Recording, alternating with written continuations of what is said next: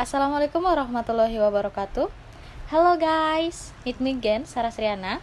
And here, pada kesempatan kali ini, saya ingin menjelaskan tentang beberapa hal mengenai validitas tes tentunya. Jadi, ini adalah bentuk lanjutan dari video saya sebelumnya.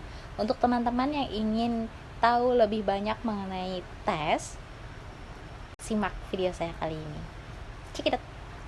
Yang pertama adalah validitas kriteria. Kalau dalam bahasa Inggris, criterion relative validity adalah suatu instrumen dengan membandingkan instrumen pengukur lainnya yang sudah valid dan reliable dengan cara mengkorelasinya. Bila korelasinya signifikan, maka instrumen tersebut mempunyai validitas kriteria.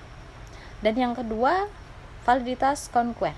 Apa sih validitas conquer? Jadi validitas conquer adalah kemampuan suatu instrumen pengukur untuk mengukur gejala tertentu pada saat sekarang, kemudian dibandingkan dengan instrumen pengukur lain untuk konstruk yang sama. And the next, validitas ramalan, atau dalam bahasa Inggris biasanya disebut dengan predictive validity, adalah kemampuan suatu instrumen pengukur memprediksi secara tepat apa yang akan terjadi di masa depan. Dan yang ketiga adalah construct validity atau validitas construct. Adalah validitas yang menunjukkan sejauh mana suatu tes mengukur konstruk teori yang menjadi dasar penyusunan tes itu. Jadi setiap tes itu kan memiliki teorinya masing-masing. Nah, teori itu harus diukur lagi. Teori yang kita gunakan itu harus diukur lagi apakah teorinya sesuai dengan apa yang kita harapkan atau tidak. Itu yang dinamakan dengan construct validity. Nah, untuk predictive validity atau validitas ramalan, contoh paling mudah biar kita paham mengenai hal ini adalah tes yang dilakukan para pelamar kerja. Ya, biasanya kan ada tuh panggilan tes untuk orang-orang yang melamar pekerjaan tertentu.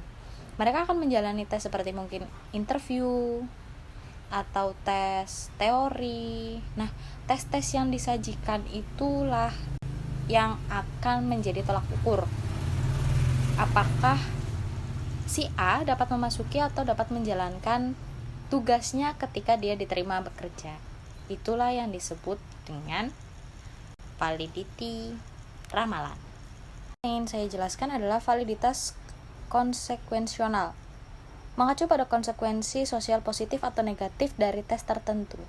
Misalnya, validitas konsekuensional dari tes standar mencakup banyak atribut positif termasuk peningkatan pembelajaran dan motivasi. Sedangkan yang selanjutnya adalah validitas rupa atau face validity, adalah validitas yang menunjukkan apakah alat pengukur atau instrumen penelitian dari segi rupanya nampak mengukur apa yang ingin diukur. Validitas ini lebih mengacu pada bentuk dan penampilan instrumen. Menurut Jamaluddin Anco, validitas rupa amat penting dalam pengukuran kemampuan individu, seperti pengukuran kejujuran, kecerdasan, bakat, dan keterampilan. Oke, itu adalah jenis-jenis validity. Sedangkan prinsip tes yang baik diantaranya adalah keautentikan, yaitu tingkat kesejalanan antara ciri-ciri sebuah tes bahasa dengan fitur-fitur tugas yang dilakukan dalam bahasa target. Dengan kata lain, bahan atau tugas yang diteskan harus mencerminkan kenyataan yang akan dihadapi dalam kondisi nyata di lapangan. Jika dalam kehidupan sehari-hari kita membaca tes-tes naratif, deskriptif, produser, iklan, pengumuman, surat formal, atau laporan, dalam tes pun jenis-jenis teks itu sebisa mungkin harus terwakilkan. Keautentikan juga mencakup tingkat kesukaran tata bahasa, kompleksitas kalimat, serta panjang pendek teks harus seperti apa adanya, tidak dipermudah atau diperpendek dengan situasi lapangan. Jika dalam kehidupan sehari-hari kita melakukan proses skimming, scanning, summarizing, dan concluding, keempatnya harus dinyatakan di dalam tes. Agar keautentikan meningkat, bahasa yang digunakan harus sealamiah mungkin. Butir soal yang dibuat harus konstekstual. Topik yang dipilih harus menarik bagi siswa, butir soal dikelompokkan secara tematis, dan tugas yang diberikan harus merupakan tugas yang banyak ditemukan dalam kehidupan nyata. Dampak yang ditimbulkan tes dikenal dengan nama Westback atau dampak baik, yaitu dampak tes terhadap pembelajaran, terutama persiapan menjelang tes. Menjamurnya lembaga bimbingan belajar, tes private, buku-buku persiapan UAN, persiapan SBMPTN, persiapan tes TAN, persiapan tes CPNS, dan sejenisnya merupakan salah satu fenomena dampak baik dari adanya tes. Teman, untuk video saya kali ini, dari penjelasan saya mengenai validitas tes dan juga dampak setelah tes diadakan. Semoga apa yang saya sampaikan dapat bermanfaat bagi saya sendiri dan teman-teman yang menonton video saya. Terima kasih untuk waktu dan perhatiannya.